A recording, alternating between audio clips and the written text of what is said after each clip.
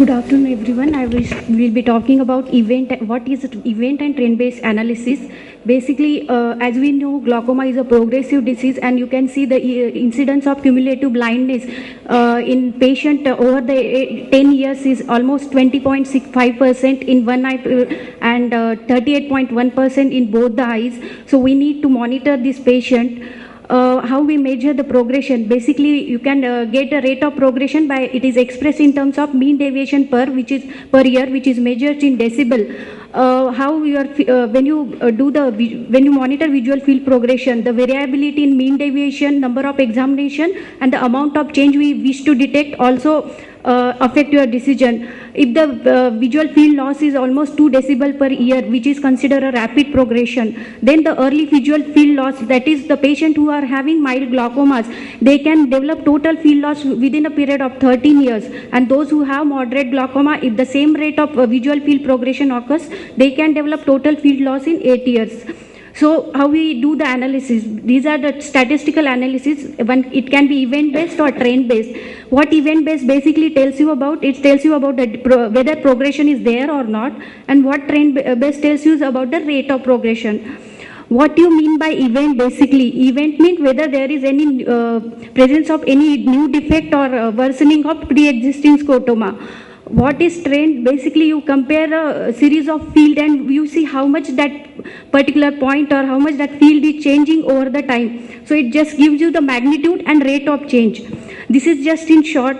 If you do event-based analysis, it is basically mainly based on the probabilities, in which you take in account the patterns and PSD and total deviation. Basically, it helps you to detect progression. Minimum fields are required, 2 baseline, and third one will be the one particular test which you want to compare. When you can do the event-based analysis, basically when patient is in early period of follow-up, when you have less number of fields, it helps you to detect the progression earlier, but it is more sensitive. However, it does not give you any rate of progression. While trend-based analysis, it is basically a linear regression analysis which is used for visual field index and mean deviation, where you get the coefficient of the slope denotes, it gives you the rate of progression. It gives you the rate and magnitude of change. You require at least minimum 5 fields. When you will do trend, basically when you have a longer follow-up and when you have a more number of fields.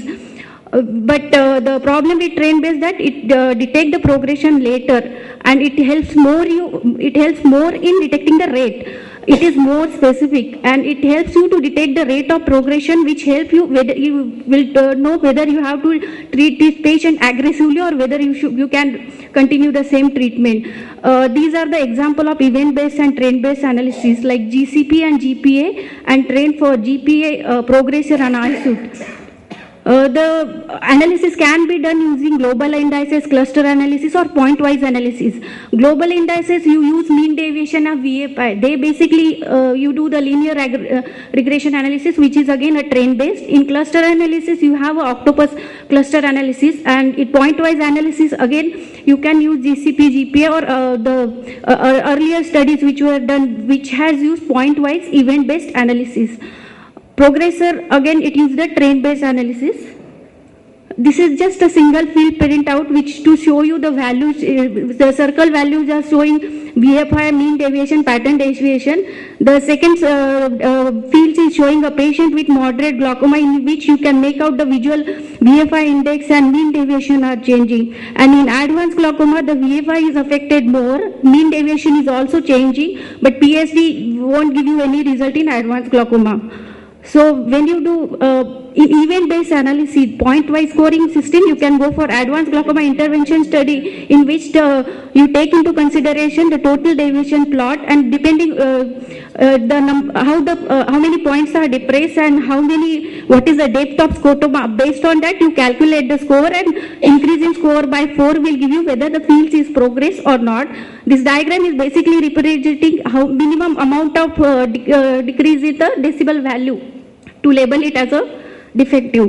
The collaborative initial glaucoma treatment study, in which progression was defined based on the probability values from the total deviation. The value, according to the p-value, the score is given, and you calculate the score for all the points. Total, you get 200 score, which has to be divided by 10.4. The value is given by the study itself, and it gives you total score is 20. Again, in this change in score by 3 will give you the progression. The event-based analysis can be this glaucoma change probability and guided progression analysis. These are basically based on the EMGT study, that is early manifest glaucoma treatment trial. The GCP is based on total deviation, while glaucoma progression analysis is based on the pattern standard deviation. You cannot use pattern standard deviation in case of advanced glaucoma or when you have a mean deviation ranges are more than 15 decibel. The printout will give you baseline MD out of range. This is the in short. Basically, you need 3 fields, 2 baseline and 1 current test, and you have to get 3 points which are worse than the baseline, not necessarily cluster. If you get a point less than a particular limit, you will get a white open triangle. If the same spots are confirmed on second test, you will get a half open triangle, and if the same spot has worsened on third test also, you will get a full black triangle. And according to that, impression will be given like suspected progression, possible progression, and likely progression. So basically, drawbacks with this is just a GPA summary overview in which you are seeing the field defect. The X mark indicate the out of control values for which GPA will not give you any further.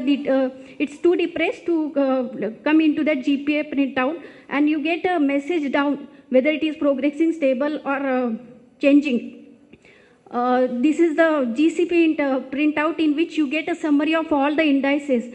However, the mean deviation is regression analysis of mean deviation, which is a part of trend-based analysis in which you get a significance level of slope and the magnitude of slope, which will guide you whether it is significant or non-significant and whether it is progressing. The problem with these studies was the patients were from different population. They were having the severity of disease was different.